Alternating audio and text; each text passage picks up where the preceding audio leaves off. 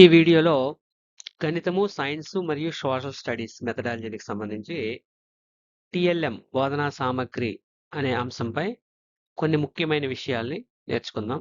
అందులో ముఖ్యంగా నిర్వచనాలు, టీఎల్ఎం యొక్క లక్ష్యాలు, మంచి టీఎల్ఎం లక్షణాలు, టీఎల్ఎంలో రకాలు, అందులో మ్యాథ్స్, సైన్స్, సోషల్ మెథడాలజీలో వచ్చే టీఎల్ఎంలో అందులో కొన్ని ముఖ్యమైనవి, అన్నీ కాకుండా కొన్ని మాత్రమే ఇందులో చెప్పబడతాయి. మాక్సిమం ఇంపార్టెంట్ మాత్రమే చెప్పబడతాయి. టిఎల్ఎం అనే దాన్ని ఎందుకు ఉపయోగిస్తామంటే విద్యార్థుల అభ్యసనాన్ని సులభతరం చేయడానికి మరియు ఆసక్తికరంగా మార్చడానికి. ఉపాధ్యాయులు బోధనను సులభతరం చేస్తుంది. విద్యార్థుల అభ్యసనాన్ని సులభతరం చేస్తుంది. ఉపాధ్యాయుల బోధనను కూడా సులభతరం చేస్తుంది. అలాగే విద్యార్థులకి ప్రత్యక్ష అనుభవాన్ని కలిగించడానికి ఉపాధ్యాయుడు ఉపయోగించే అన్ని రకాల బోధనా సాధనాలను కలిపి బోధనాభ్యసన సామగ్రి లేదా టీచింగ్ లెర్నింగ్ మెటీరియల్ అని అంటారు. ఇది టిఎల్ఎం అంటే. నెక్స్ట్ నిర్వచనం. Learning becomes meaningful when students see, touch, hear and experience. Already మనం ఎడ్గర్ డేల్ అనుభవాల సింక్లో ప్రత్యక్ష అనుభవాల ద్వారా అత్యధిక జ్ఞానాన్ని పొందుతాడు అని తెలుసుకున్నాం. కాబట్టి దానికి అనుగుణంగా ఇక్కడ కోబస్ అనే శాస్త్రవేత్త చెప్పినట్టు సీ చూడడం ద్వారా, టచ్ ముట్టుకోవడం ద్వారా, హియర్ వినడం ద్వారా ఎక్కువ శాతం జ్ఞానాన్ని పొందుతాడని 95.5% పొందుతాడని చెప్పుకున్నాం. ఇప్పుడు ఇందులో అదే మీనింగ్ ఉంది. Learning becomes meaningful. ఎప్పుడు మీనింగ్ఫుల్ అవుతుందంటే స్టూడెంట్స్ దాన్ని 3 రకాలుగా అంటే 95.5% అనేది జ్ఞానాన్ని పొందగలిగేటప్పుడు. అలా పొందగలిగే ఏకైక సాధనం ఏది అంటే మనం టీఎల్ఎంను వాడడం. కాబట్టి విద్యార్థులు చూసి, విని, తాకి, అనుభవించి నేర్చుకున్నప్పుడు అభ్యసనం శాశ్వతముగాను, అత్యధికముగాను కూడా ఉంటుంది. ఇందులో ముఖ్యమైన లక్ష్యాలు. విద్యార్థుల్లో ఆసక్తి పెంచుతుంది, క్లిష్టతరమైన భావాలను అర్థమయ్యేలా చేస్తుంది, ప్రత్యక్ష అనుభవాలను కలిగిస్తుంది, జ్ఞాపక శక్తిని పెంచుతుంది, సృజనాత్మకతను అభివృద్ధి చేస్తుంది. అలాగే అభ్యసనంలో పాల్గొనేలా ప్రోత్సహిస్తుంది. అన్ని రకాల విద్యార్థులకి ఇది ఉపయోగపడుతుంది. ఓన్లీ ఏ ఒక్కరికి మాత్రమే కాకుండా అన్ని రకాల విద్యార్థులకు ఉపయోగపడేటటువంటిది టిఎల్ఎం. సో ఆ రకంగా మనం బోధించినట్లయితే అభ్యసనం అనేది శాశ్వతంగా నిలుస్తుంది అనేది దీని ముఖ్య ఉద్దేశ్యం. Characteristics of good TLM. మంచి టిఎల్ఎం యొక్క లక్షణాలు ఎలా ఉంటాయంటే సరళంగా ఉంటుంది, తక్కువ ఖర్చుతో తయారు చేసేవగలిగేగా ఉండాలి, విద్యార్థుల వయస్సుకు అనుగుణంగా ఉండాలి, ఆకర్షణీయంగా ఉండాలి, మన్నికగా ఉండాలి, స్థానిక వనరులతో తయారు చేసే ఉండాలి, లోకల్ మేడ్, విద్యార్థుల భాగస్వామ్యం ఉండాలి, పాఠ్యాంశానికి అనుగుణంగా ఉండాలి. అలాంటి టిఎల్ఎంకి మంచి క్యారెక్టరిస్టిక్స్ ఉన్నాయని చెప్తాం. నెక్స్ట్ టిఎల్ఎంలో రకాలు. విజువల్ టిఎల్ఎంస్ అంటే చార్ట్స్, మ్యాప్స్, ఫ్లాష్ కార్డ్స్ మొదలైనవి.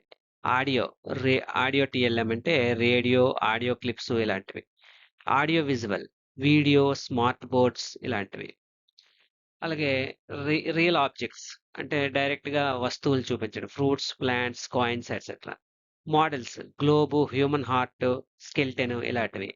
డిజిటల్ పీపీటీలు, యానిమేషన్స్, క్యూఆర్ కోడ్స్ ఉపయోగించి ఇలా డిజిటల్ ఫామ్లో చూపించే యూట్యూబ్ ఇలాంటివన్నీ కూడా డిజిటల్ ప్లాట్ఫామ్. గణిత బోధనలో ఉపయోగించే ముఖ్యమైన బోధన ఉపకరణాలు.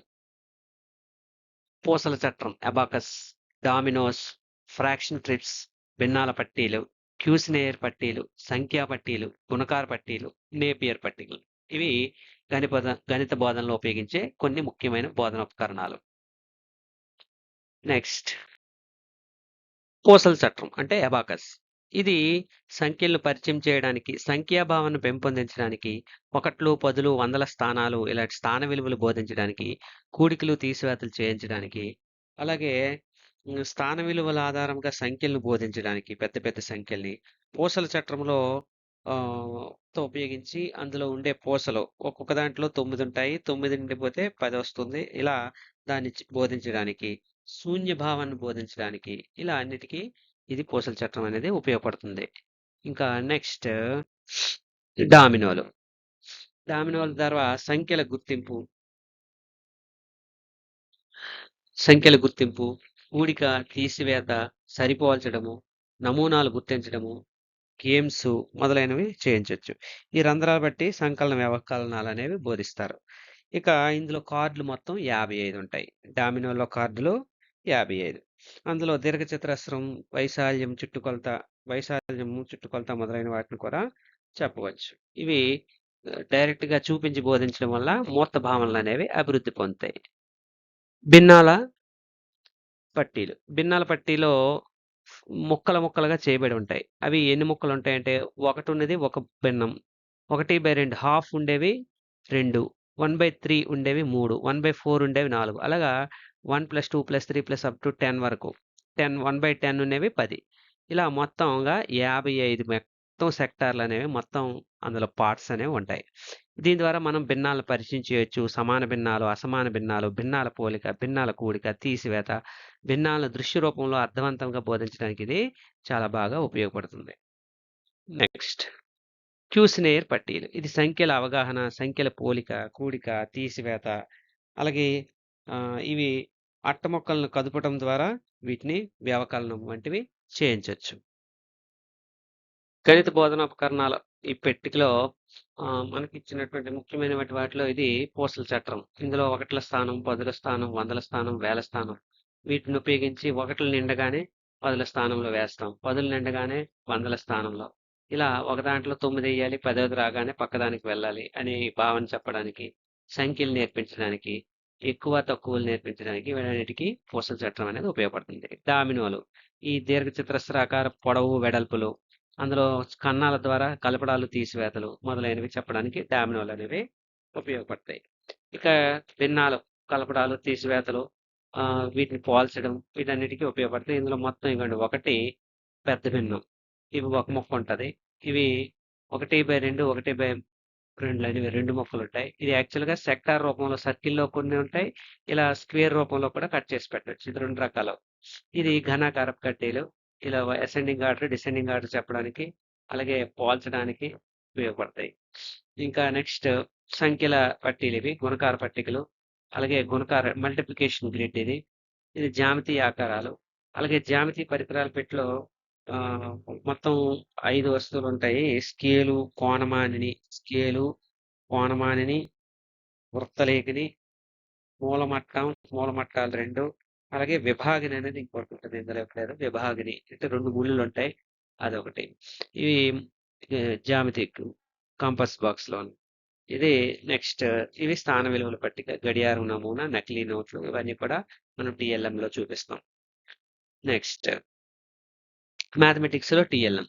దేనికి వాడతారో ఇక్కడ చూద్దాం. సంఖ్యలు చెప్పడానికి నంబర్ కార్డ్స్, ప్లేస్ వాల్యూలు చెప్పడానికి ప్లేస్ వాల్యూ చార్ట్, ఫ్రాక్షన్స్ చెప్పడానికి ఫ్రాక్షన్ సర్కిల్ లేదా ఫ్రాక్షన్ గ్రిడ్, జియోమెట్రీ చెప్పడానికి షేప్ స్కిట్, మెజర్మెంట్ చెప్పడానికి స్కేలు, మెజరింగ్ టేపు, టైం చెప్పడానికి క్లాక్ మోడల్, మనీ చెప్పడానికి డమ్మీ కరెన్సీ, గ్రాఫ్స్ చెప్పడానికి గ్రాఫ్ బోర్డు మొదలైనవి వాడతాం. నెక్స్ట్ బోధనోపకరణాలు చూద్దాం. ఇప్పుడు ఇది సైన్స్‌లో బోధనోపకరణాలు. Graphical aids, display tables, 3D aids, project aids, audio aids, audio visuals, activity aids. ఇక్కడ బొమ్మలతో సహా మీకు చూపించా. ఇవి మ్యాప్స్, గ్రాఫ్స్, ఫ్లాష్ కార్డులు, మ్యాప్లు, చార్ట్లు, బొమ్మలు, కార్టూన్లు, ఫోటో డ్రాయింగ్లు ఇవన్నీ కూడా గ్రాఫికల్ ఎయిడ్స్. ఇవి రేఖాచిత్ర సాధనాలు అంటారు వీటిని. ప్రదర్శనా బల్లలు, డిస్ప్లే బోర్డ్స్ అంటే నల్ల బల్లల, bulletin board, panel board, peg board, అయస్కాంతం బోర్డు ఇలాంటివన్నీ కూడా డిస్ప్లే బోర్డ్స్ అంటారు. 3D ఎయిడ్స్ అంటే 3D మోడల్లో ఉండేవి నమూనాలు, మోడళ్లు, వస్తువులు, తోలు బొమ్మలు ఇలాంటివన్నీ కూడా 3D ఎయిడ్స్ లేదా త్రిమితీయ సాధనాలు అంటారు.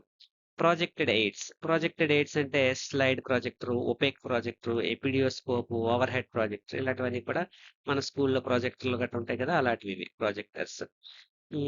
ఆడియో ఎయిడ్స్ అంటే శ్రవణ సాధనాలు, రేడియో, సీడీ, టేప్ రికార్డర్ ఇలాంటివన్నీ కూడా ఓన్లీ ఆడియో మాత్రమే వస్తాయి. ఇవి ఆడియో ఎయిడ్స్. ఆడియో విజువల్ దృశ్య శ్రవణ సాధనాలు. ఇవి టీవీలు, సినిమా, కంప్యూటర్ ఇలాంటివన్నీ కూడా బోత్ దృశ్యము, శ్రవణము 2 కూడాని. అంటే బొమ్మ వస్తుంది, మాట వినపడుతుంది. అలాంటివి దృశ్య శ్రవణ ఆడియో విజువల్. ఇది ఓన్లీ ఆడియో.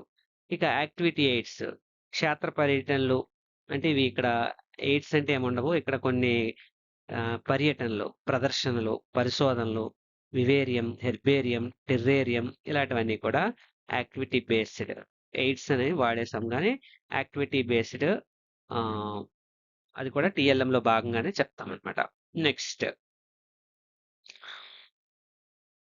ప్రాథమిక విజ్ఞాన శాస్త్ర బోధన పేటికలో ప్రైమరీ సైన్స్ కిట్లో మొత్తం 1-5వ తరగతి వాడతారు దీన్ని.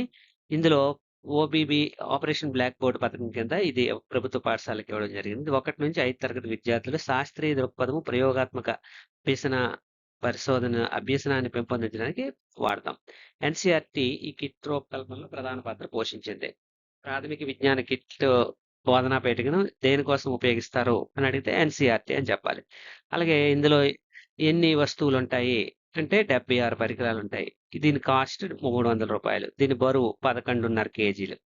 ఇది లెర్నింగ్ బై డూయింగ్ అనే విధానాన్ని ప్రోత్సహించడానికి దీన్ని అందించడం జరిగింది. అలాగే విజ్ఞాన శాస్త్ర భావనలు సులభంగా ఆసక్తికరంగా బోధించడము, అభ్యసనాన్ని సులభతరం చేయడం, ప్రయోగాల ద్వారా నేర్చుకోవడం, పిల్లల్లో శాస్త్రీయ ఆలోచనలు పెంపొందించడం మొదలైన వాటికి ఇది ఉపయోగించడం జరుగుతుంది. ఇది ఆపరేషన్ బ్లాక్ బోర్డ్ స్కీమ్ కింద దీన్ని అందించారు. ప్రతి పార్ట్స్ ప్రాథమిక విజ్ఞాన శాస్త్ర బోధన పేటికలో ఏ పథకం కింద ఇచ్చారు అని అడగొచ్చు. లేదా ఏ క్లాసులకి ఇచ్చారని అడగొచ్చు. లేదా దీన్ని ఎవరు రూపొందించారు అని అడగొచ్చు. ఇలా దీని మీద వచ్చే ప్రశ్నలు అయితే మనం ఆన్సర్ చేయాల్సి ఉంటుంది. ఇది చాలా ఇంపార్టెంట్. అలాగే సమగ్ర విజ్ఞాన శాస్త్ర బోధనా పేటిక అది ప్రాథమిక బోధనా పేటిక. అది ఓన్లీ 1-5 క్లాసెస్. ఇది ఇంటిగ్రేటెడ్ సైన్స్ కిట్. ఇందులో ఐఎస్కే, అది పిఎస్కే, ఇది ఐఎస్కే. ప్రైమరీ సైన్స్ కిట్ ఇది integrated science kit. Integrated science kit అనేది 6-7 తరగతులు యూపీ స్కూల్స్ కి మాత్రమే. ఇది ఎన్సీఆర్టీ, దీన్ని కూడా ఎన్సీఆర్టీ తయారు చేసింది. దీన్ని ఎవరి కోసం అంటే 6-7 తరగతులు అని చెప్పుకున్నాం. ఇందులో 107 వస్తువులు ఉంటాయి. ఇందులో ఎన్సీఆర్టీ ప్రముఖ పాత్ర పోషించగా ఇందులో 3 విభాగాలు చేశారు. అవి 107 వస్తువులు 3 విభాగాలు, పరికరాలు 70, రసాయనాలు 23, గాజు సామాగ్రి 14. ఇలా బొమ్మల రూపంలో కూడా మీకు ఇక్కడ చూపించడం జరిగింది. ఇది ఎంహెచ్ఆర్డి అంటే హ్యూమన్ రిసోర్స్ డెవలప్మెంట్ ఆధ్వర్యంలో ఎన్సీఆర్టీ తయారు చేసింది. నెక్స్ట్ సైన్స్ కిట్ లో దేనికి వాడతాం?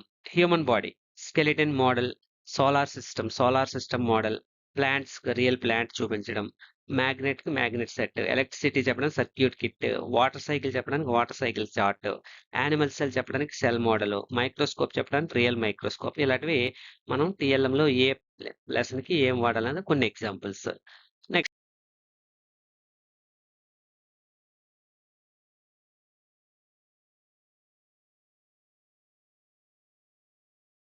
నమస్కారం.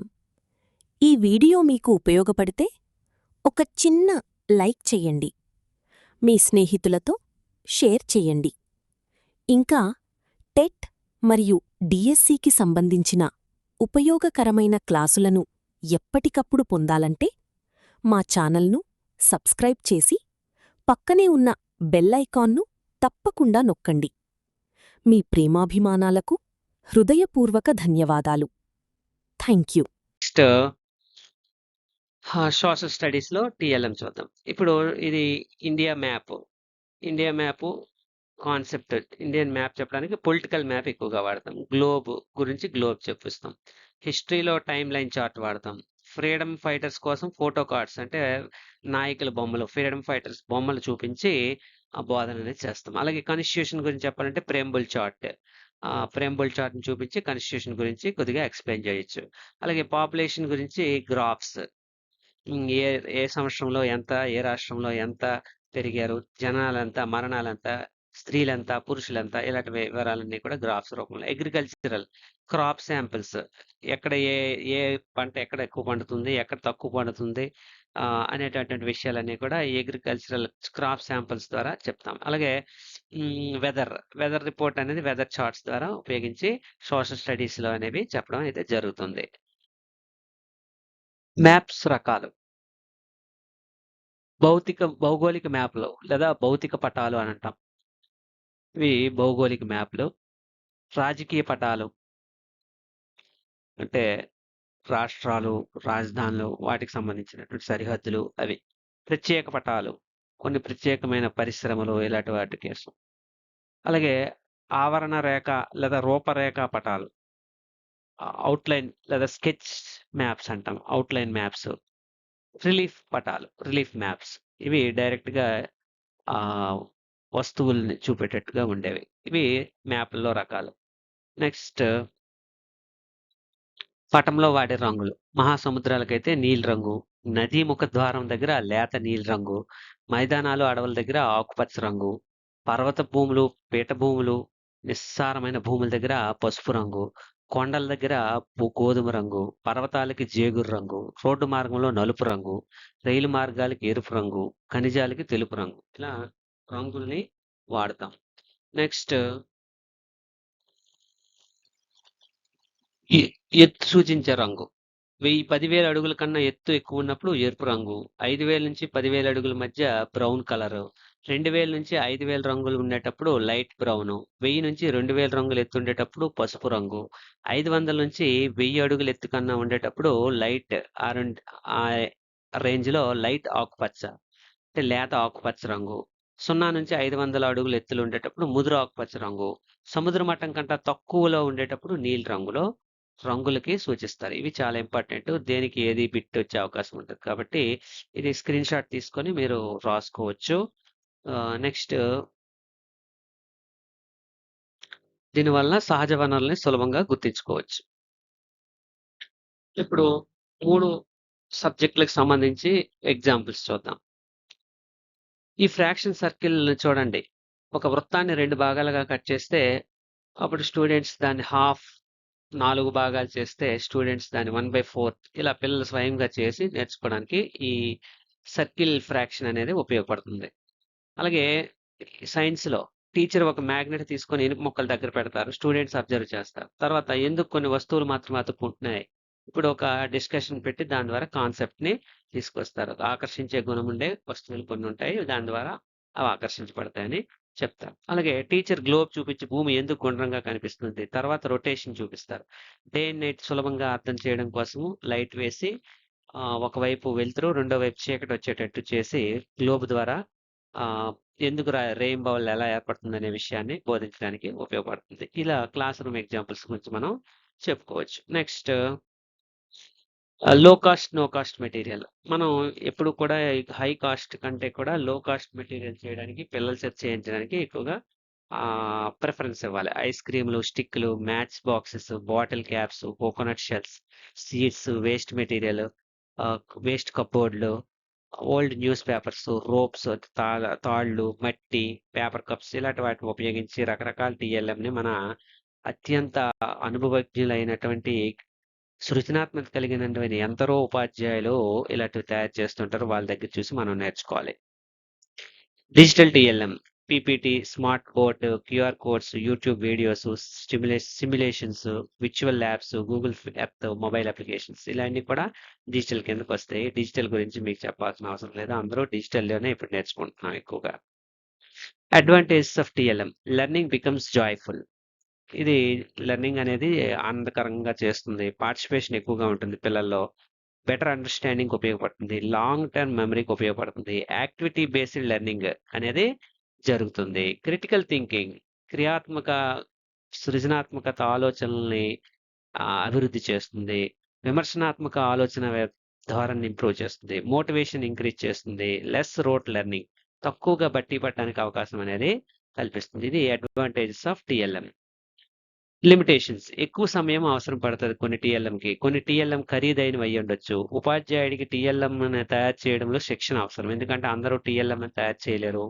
అందరికీ ఆ నైపుణ్యం అనేది ఉంటుందని చెప్పలేం. కాబట్టి నిర్వహణ అనేది అవసరము. అన్ని పాఠశాలలకి ఇది అందుబాటులో ఉండకపోవచ్చు. సో ఇది కొన్ని లిమిటేషన్స్ అయితే టీఎల్ఎంకి సంబంధించి ఉన్నాయి. ప్రతి టీచర్ కూడా ఓన్గా కొన్ని తయారు చేసుకొని లోకల్ మేడ్ అలాగే పరిసరాల్లో కనబడే వాటితో కూడా చేసుకోవచ్చు మీ లిమిటేషన్స్ని అధిగమించడానికి. Tell me and I forgot, show me and I remember, involve me and I learn. అంటే చెప్తే మర్చిపోతాను, చూపితే గుర్తుంచుకుంటాను, పాల్గొనిస్తే నేర్చుకుంటాను అని పిల్లవాడు ఇక్కడ చెప్తున్నాడు. So my dear lovely teachers, మరింత సబ్జెక్ట్ మీరు నేర్చుకొని పిల్లలకి ఉపయోగపడుతుంది. మీకు టెట్‌కి, డిఎస్సీలకి కూడా ఉపయోగపడుతుందని ఆశిస్తూ థ్యాంక్ యూ.